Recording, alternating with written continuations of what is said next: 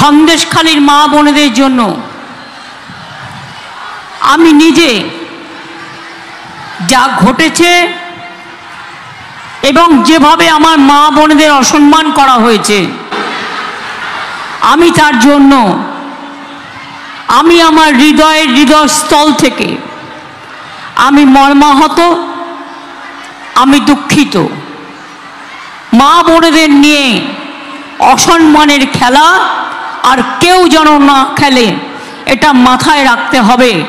এই জিনিসগুলো বাইরে না আসলে মানুষ বুঝতেই পারতো না অ্যাকচুয়াল বিজেপি চক্রান্তটা কি করে করেছিল। আরও যে কোনো জায়গায় করতে পারে, আরও যে কোনো জায়গায় করতে পারে। কত বলবো বলুন? পরশুদিন আমাদের একজন মহিলা ধূপগুড়িতে তৃণমূল কংগ্রেস করত, তার অপরাধ নয়, নিশ্চয়ই করতে পারে। সে আজকে বিজেপি করে, করতেই পারে, কোনো অপরাধ নয়। কিন্তু আমি জানি তার ঘটনা, অনেকবার শুনেছি। তাকে বিজেপি থ্রেট করত, তার একটা পেট্রোল পাম্প আছে তার বা তার ভাইয়ের, যে তুমি যদি তৃণমূল কংগ্রেস না ছাড়ো তোমার পেট্রোল পাম্পটা তুলে দেবো। সে তো একটা পার্ট হয়ে গেল।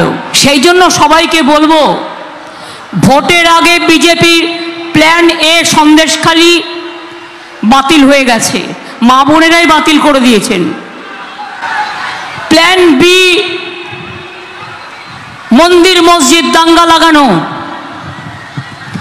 হিন্দু মুসলমানে দাঙ্গা লাগানো, সেটা এখনো চলছে। দাঙ্গা যাতে লাগাতে না পারে, এলাকা যাতে শান্ত থাকে, আমি সবাইকে তার জন্য আবেদন জানিয়ে যাব। আপনাদের এটুকু আমি বলতে পারি যে আমরা যেটা বলবো সেটা আমরা রাখবো, আর বিজেপি যেটা বলবে সেটা ওরা রাখবে না। ওরা মিথ্যে কথা বলে, ওরা ভাওতা দেয়, ওরা মানুষকে ঘর দেয় না, পেটের ভাত দেয় না, খাদ্য দেয় না, স্বাস্থ্য দেয় না। আমরা দিই রুটি কাপড়া মাখান, এটাই আমাদের স্বাদের হিন্দুস্তান। এটা থাকলে মানুষ বেঁচে থাকবে। এই দেখছেন না, দু একজন বড় বড় কথা বলে, তৃণমূল নাকি আগে করতো, এখন চলে গেছে ওখানে। কেন? সিবিআই ধরবে বলে, ইডি ধরবে বলে, ইনকাম ট্যাক্স ধরবে বলে। আরে 10 দিন বাদে তো তোরাই থাকবি না, তোকে ইনকাম ট্যাক্স বাঁচাবে কোত্থেকে? ইডি তোকে বাঁচাবে কোত্থেকে? সিবিআই তোকে বাঁচাবে কোত্থেকে?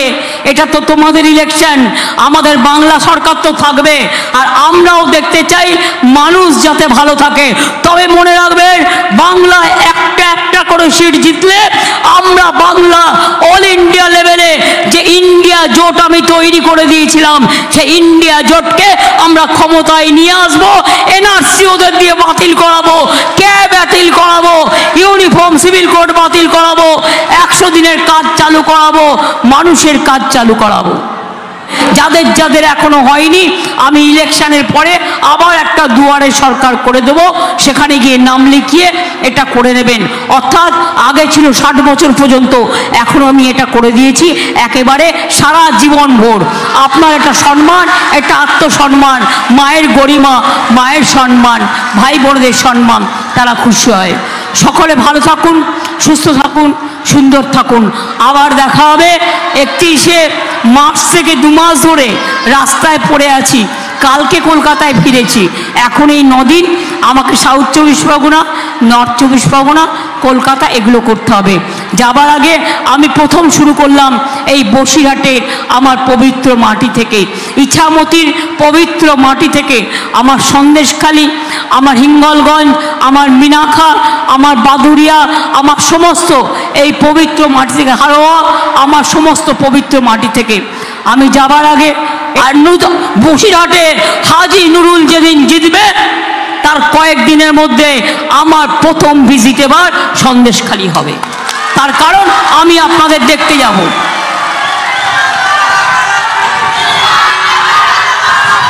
ভালো আছে।